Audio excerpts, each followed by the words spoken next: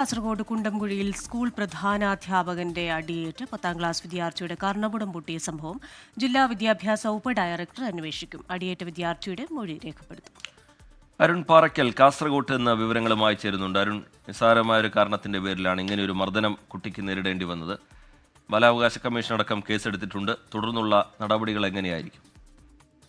Rajitha Christina D D നിലവിൽ അന്വേഷിക്കുമെന്നാണ് ഇപ്പോൾ അറിയുന്നത്. ഹെഡ്മാസ്റ്ററുടെ അടിയേറ്റ വിദ്യാർത്ഥിയുടെ കർണപുടം പൊട്ടിയ കേസിലാണ് ഇപ്പോൾ അന്വേഷണത്തിന് ജില്ലാ വിദ്യാഭ്യാസ ഉപഡയറക്ടർ തയ്യാറായിരിക്കുന്നത്.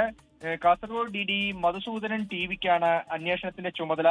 ഇന്ന് 11 മണിയോടുകൂടി ഡി ഡി സ്കൂളിൽ എത്തും എന്നാണ് അറിയിച്ചിരിക്കുന്നത്. അതിനുശേഷം അഭിനവ് കൃഷ്ണയുടെ മൊഴി രേഖപ്പെടുത്തും. ഇന്ന് 10ാം ക്ലാസ് വിദ്യാർത്ഥികൾക്ക് പരീക്ഷയുണ്ട്. 10ാം ക്ലാസ്സിലാണ് അഭിനവ് പഠിക്കുന്നത്. പരീക്ഷയ്ക്ക് ശേഷമായിരിക്കും കുട്ടിയുടെ മൊഴി രേഖപ്പെടുത്തുക എന്നും അറിയിച്ചിട്ടുണ്ട്. ഇന്നലെ തന്നെ ബാലാവകാശ കമ്മീഷൻ ഈ സംഭവത്തിൽ സ്വമേധയാ കേസെടുത്തിരുന്നു. കഴിഞ്ഞ തിങ്കളാഴ്ചയാണ് ഈ അസംബ്ലിക്ക് നിൽക്കുന്നതിനിടെ അഭിനവ് കൃഷ്ണയെ ഹെഡ്മാസ്റ്റർ വേദിയിലേക്ക് വിളിക്കുകയും അവിടെ വെച്ച് കരണത്തടിക്കുകയും ചെയ്തു. അതിനുശേഷം കുട്ടിക്ക് ചെവിവേദന രൂക്ഷമായപ്പോഴാണ് ആശുപത്രിയിൽ കാണിച്ച് ഈ കർണപുടം പൊട്ടിയ സംഭവം രക്ഷിതാക്കളും അറിയുന്നത്. ഇന്നിപ്പോൾ പേടകം പോലീസ് സ്റ്റേഷൻ ഇതുമായി ബന്ധപ്പെട്ട പരാതി നൽകുമെന്നാണ് അറിയിച്ചിരിക്കുന്നത്. നേരത്തെ തന്നെ ഇത് കേസുമായി മുന്നോട്ട് പോവാതിരിക്കാൻ രക്ഷിതാക്കൾക്ക് വലിയ രീതിയിലുള്ള സമ്മർദ്ദമുണ്ടായിരുന്നു. 1 ലക്ഷം രൂപയടക്കം വാഗ്ദാനം ചെയ്യുന്ന സാഹചര്യവുമുണ്ടായി. എന്തായാലും ഇപ്പോൾ അന്വേഷണം ഉത്തരവായിരിക്കുന്നു.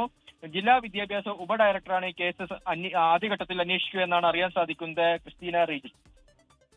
ശരി, അരുൺ പാറക്കലാണ് കാസർഗോഡ് നിന്ന് വിശദാംശങ്ങൾ നൽകിയത്.